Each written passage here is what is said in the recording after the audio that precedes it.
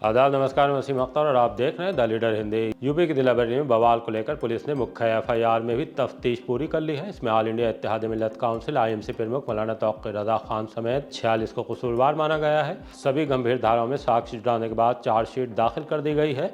इस तरह 5 थानों में 12 मुकदमों में से 10 में तफ्तीश कंप्लीट हो गई है। उसे कोर्ट में पेश कर दिया गया है। सुनवाएंगे कि इसे लेकर एसपी सिटी ने क्या जानकारी दी है।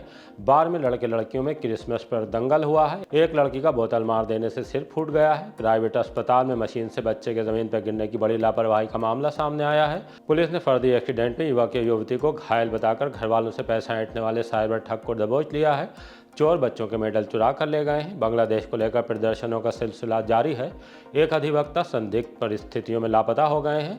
अजमेर के साथ ख्वाजा के कुल की महफिलें बरेली में भी गुलजार होंगी। खबरें और भी हैं, आइए आपको सभी से रूबरू कराते हैं।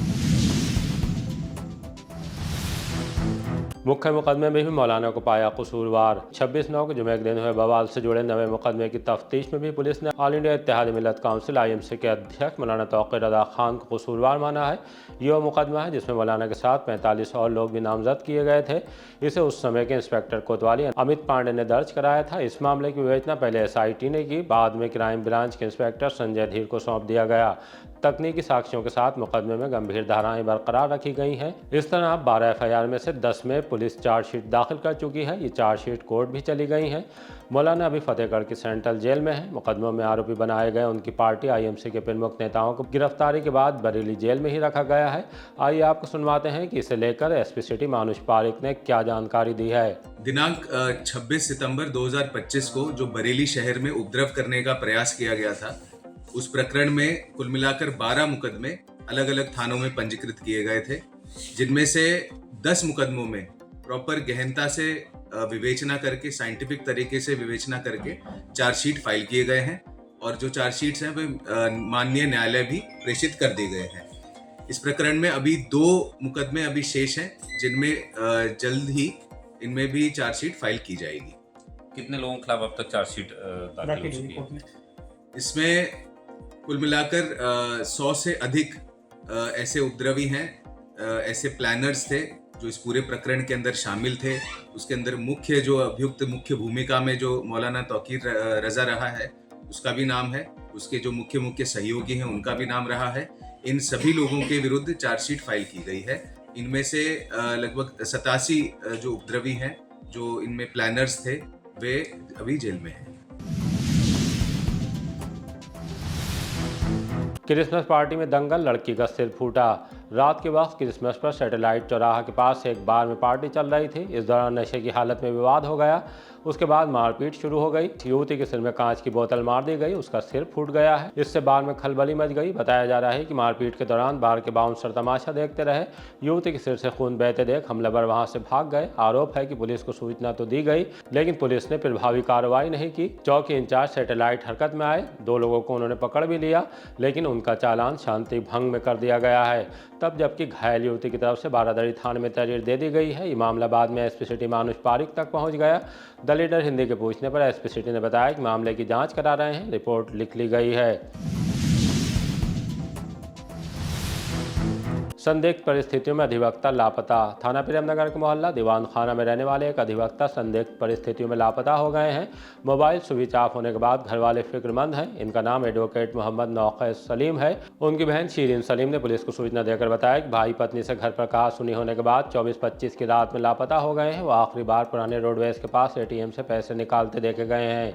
उसके बाद उनकी लोकेशन ट्रेस नहीं हो रही है। पुलिस से गुमशुदगी दर्ज करने के बाद बरामदगी की मांग की है। उन्होंने हमारे चैनल के माध्यम से भाई से घर लौटने की गुजारिश की है। कोपल में फोटोथेरेपी मशीन से गिरा नवजात। बारदरी थाने के इलाके वाले कोपल अस्पताल से एक बेहद गंभीर और चौंकाने वाला मामला सामने आया है। पीलिया के इलाज के लिए भर्ती नवजात शिशु फोटोथेरेपी मशीन से नीचे गिर गया। आरोप है कि बच्चा करीब 15 मिनट तक फर्श पर पड़ा तड़पता रहा, लेकिन अस्पताल के स्टाफ की नज़र उस पर नहीं पड़ी। बाद में जब उसे गिरा देखा तो खलबली मच गई। बच्चे की हालत बिगड़ने पर उसे दूसरे अस्पताल में भर्ती कराया गया है। बच्चे के पिता निरेन कुमार निवासी ईद जागीर नवाबगंज ने अस्पताल प्रबंधन पर लापरवाही का आरोप लगाते हुए पुलिस से शिकायत की है। CCTV फुटेज सुरक्षित रखने की मांग की है। पुलिस ने मामले की जाँच शुरू कर दी है। अजमेर के साथ बरेली में भी ख्वाजा का कुल हजरत ख्वाजा गरीब नवाज का 27 दिसंबर शनिवार को कुल अजमेर के साथ बरेली में दरगाह आला हजरत समेत दूसरी दरगाहों, खानखाहों, मस्जिदों में भी होगा। दरगाह आला हजरत के मीडिया प्रभारी रहे नासिर कुरैशी ने बताया कि बहुत से लोग अजमेर किसी न किसी वजह से नहीं जा पाते, उनके लिए बरेली में ही ख्वाजा के कुल की महफिल में हिस्सा लेने का मौका रहेगा। दरगाह आला हजरत पर सुबह 11 बजे कुल की रस्म होगी। आस्तान आलिया मोहम्मदिया दरगाह वलीमिया में ख्वाजा ख्वाजगान का कुल सुबह 10 बजे होगा। ये जानकारी वहाँ की मीडिया प्रभारी सैयद नासिर अली चांद ने दी है। दरगाह नासिर मियाँ मस्जिद नोवेला में हजरत ख्वाजा मोइनुद्दीन चिश्ती संजरी अजमेरी के 814वां उर्स 27 दिसंबर को दोपहर 1 बजे होगा। दरगाह खादिम सूफी वसीम मियाँ साबरी नासिर ने अक़ीदतमंदों से हिस्सा लेने का आह्वान किया है। समाज सेवी पम्मी खान वारसी ने बताया कि कुल के मौके पर मुल्क में अमन, चैन, तरक्की, खुशहाली की दुआ की जाएगी। इस बीच दरगाह ताजुल शरिया के सज्जादा नशीन एवं कादी हिंदुस्तान की तरफ से चादर लेकर जमात रज़ाए मुस्तफ़ा के राष्ट्रीय महासचिव फरमान हसन खान फरमान मियाँ अजमेर रवाना हो गए हैं। उनके साथ जुनैद रदा, साकिब रदा, मुजफ्फर अली, अली रदा, शोएब खान, जुल्फ़िकार अहमद, यासीन अली, यूनुस अली, मोइन अहमद, शाहरुख खान भी अजमेर गए हैं।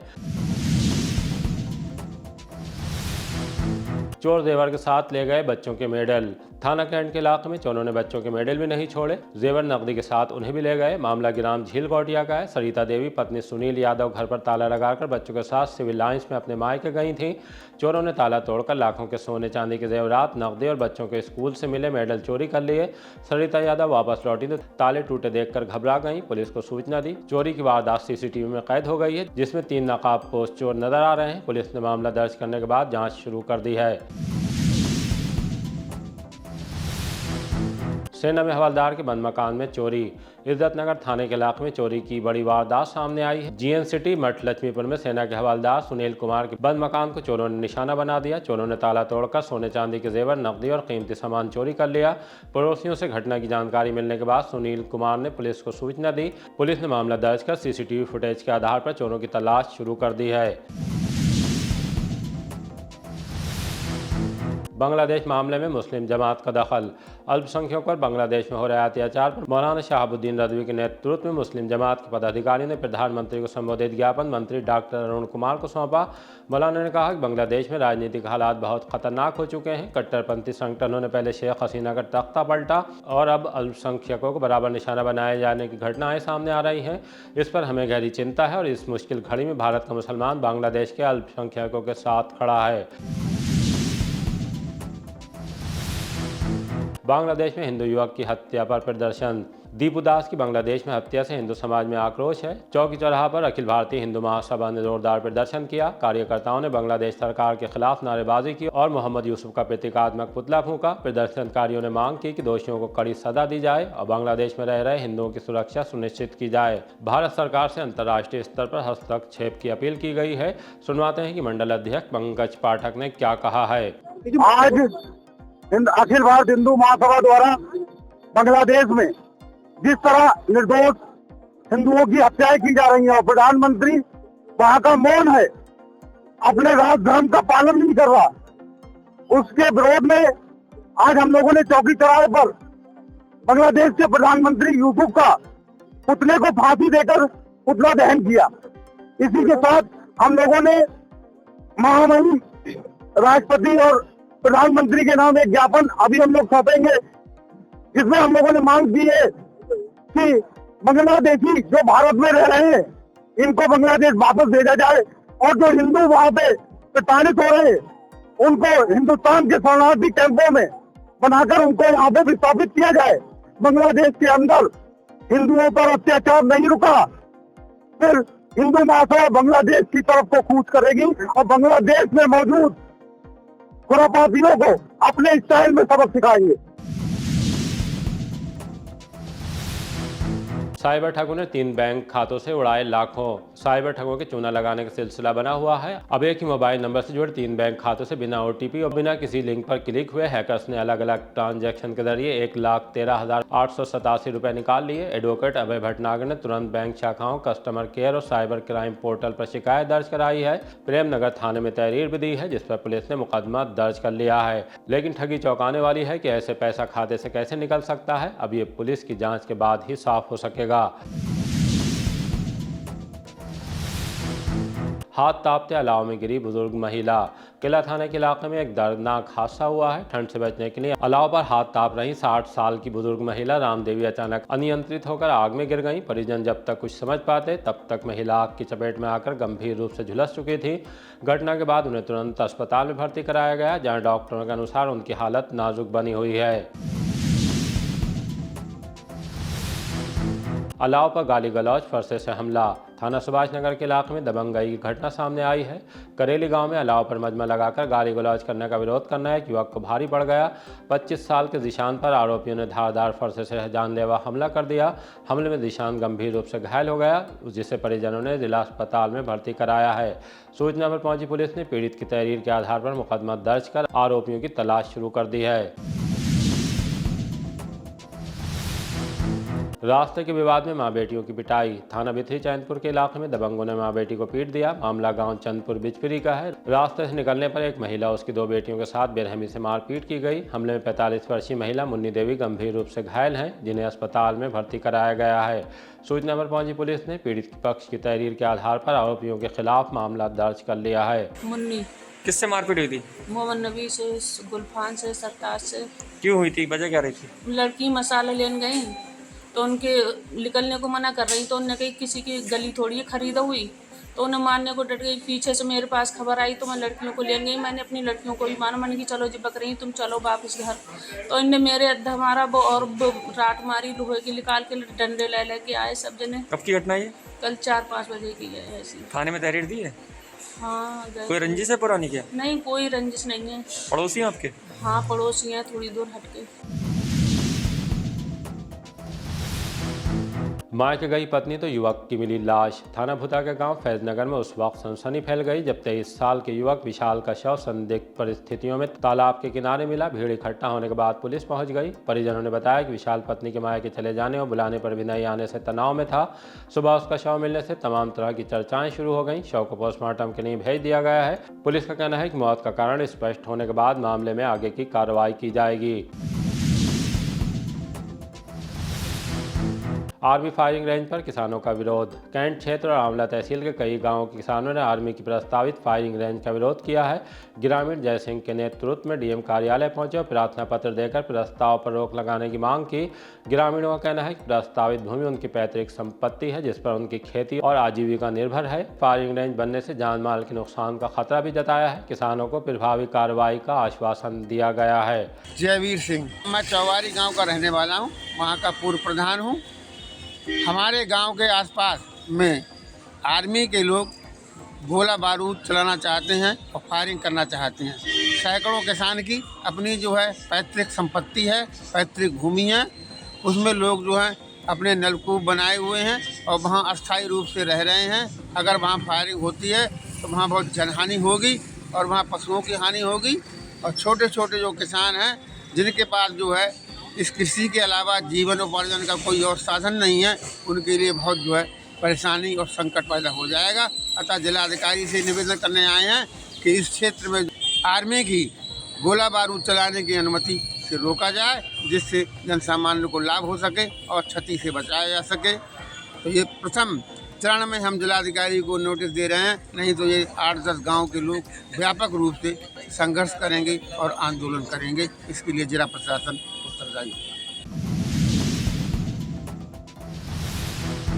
ECAI शाखा 27-28 को करेगी राष्ट्रीय सम्मेलन। The institute of chartered accountant of India की शाखा 27 और 28 दिसंबर को एग्जीक्यूटिव क्लब में 2 दिवसीय राष्ट्रीय सम्मेलन संवाद का आयोजन करेगी।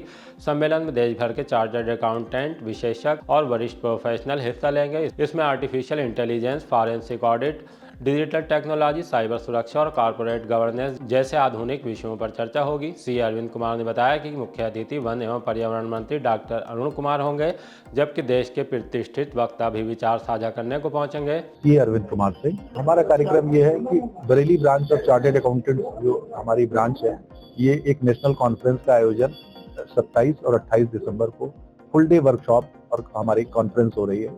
इसके अंदर हम लोग अलग अलग टॉपिक पर चर्चा करेंगे। हमारे देश के दूर दूर से आए हुए विद्वान जितने भी चार्टर्ड अकाउंटेंट्स हैं वो आके हमारी स्किल्स को अपग्रेड करने के लिए एजुकेशन इम्पार्टिंग प्रोग्राम है। हम लोग उन चीजों को सीखेंगे और जो आज नई नई चुनौतियां आ रही हैं समाज में, चार्टर्ड अकाउंटेंट्स कैसे उन चुनौतियों को निर्बाध रूप से करते हुए और कैसे अपग्रेड करके सरकार की अर्थव्यवस्था में क्या मुख्य योगदान देते हैं। जैसे कि हम पार्टनर इन नेशनल बिल्डर्स कहलाते हैं हमेशा, तो हमारा उद्देश्य यही है कि जो भी नए चेंजेस आए उनको क्विकली अडॉप्ट करें और उस टेक्नोलॉजी को ट्रांसफॉर्म करते हुए सरकार को अधिक से अधिक अर्थव्यवस्था में योगदान दे सकें।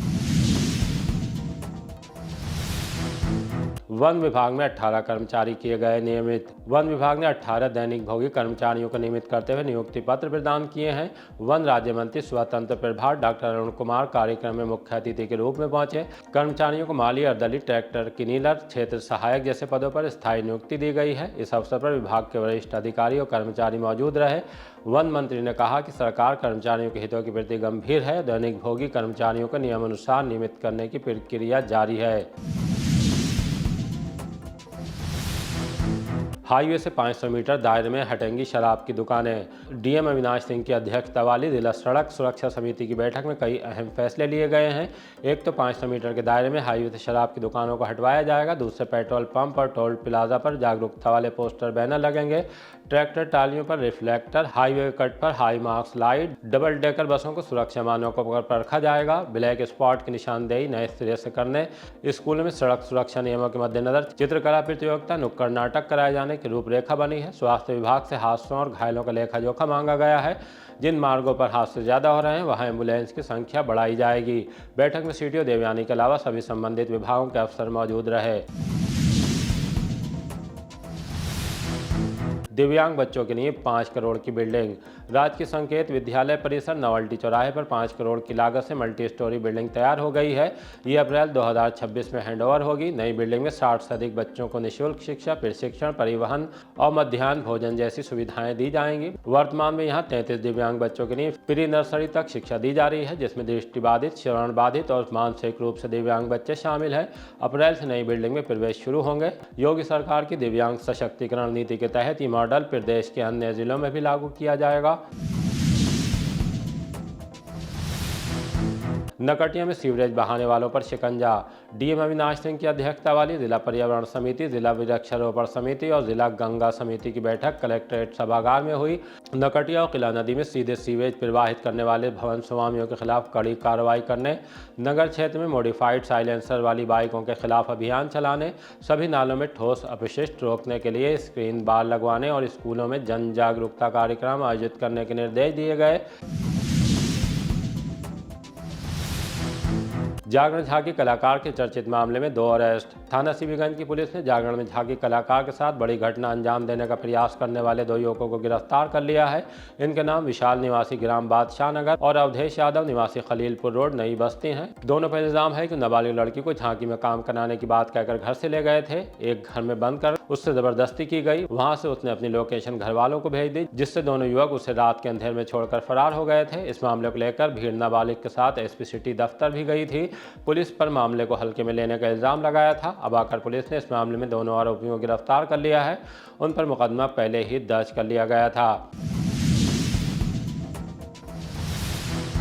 सरफराज पर हरियाणा में एफआईआर, बरेली में गिरफ्तारी। साइबर क्राइम टीम ने एक ऐसे मामले में गिरफ्तारी की है जिसमें एआई से आवाज़ बनाकर एक्सीडेंट के नाम पर पैसा वसूला जाता था। ये बताकर कि आपके अमुक का एक्सीडेंट हो गया है, इस नाम पर ऑनलाइन पैसा ट्रांसफर करा लिया जाता था। इस सिलसिले में हरियाणा, उत्तराखंड वगैरह से एनसीआरपी पोर्टल पर कुल 11 शिकायतें दर्ज हैं। बरेली में भी उस पर एफआईआर लिखी जा चुकी थी। प्रतिबिंब पोर्टल पर मिली शिकायत के आधार पर पुलिस तलाशती हुई आखिरकार उस तक पहुंच गई। उसका नाम सरफराज नवाज है और रहने वाला कस्बा रिछा में मोहल्ला मस्तान का है। वो लोगों से साइबर ठगी के बाद अपना गेमिंग अकाउंट रिचार्ज कराता था। गेमिंग से हासिल धनराशि अपने बैंक खाते में डालकर जनसेवा केंद्रों के जरिए नकद रकम ले लेता था। इंस्पेक्टर दिनेश कुमार शर्मा ने बताया कि सरफराज को गिरफ्तार करने के बाद कोर्ट में पेश किया, वहां से वो जेल भेज दिया गया है। 250 ग्राम अफीम के साथ किया गिरफ्तार। थाना शेरगढ़ पुलिस ने मुखबिर की सूचना पर ग्राम जिया नगला मोड़ से सालिम पुत्र चांद खां को 250 ग्राम अफीम और एक मोबाइल फोन के साथ गिरफ्तार किया है। अवैध अफीम की अंतर्राष्ट्रीय कीमत 4 लाख से ज्यादा बताई गई है। पुलिस ने आरोपी के खिलाफ एनडीपीएस एक्ट में मामला दर्ज कर उसे न्यायालय में पेश कर दिया है। मौसम को लेकर बरेली में भी रेड अलर्ट। देश के कई हिस्सों में अत्यधिक घने कोहरे को लेकर मौसम विभाग ने चेतावनी जारी की है। उत्तर भारत समेत 8 राज्यों में कोहरे का असर देखने को मिल रहा है। उत्तर प्रदेश में हालात ज्यादा गंभीर हैं। प्रदेश के 9 जिलों में रेड अलर्ट और 18 जिलों में ऑरेंज अलर्ट जारी किया गया है। रेड अलर्ट वाले जिलों में प्रयागराज, लखनऊ, बरेली, बाराबंकी, बहराइच, श्रावस्ती, भदोही, वाराणसी और मिर्जापुर शामिल हैं। बाशिंदों को तमाम एहतियात बरतने के लिए कहा जा रहा है। सिपाही की टिप्पणी का वीडियो वायरल।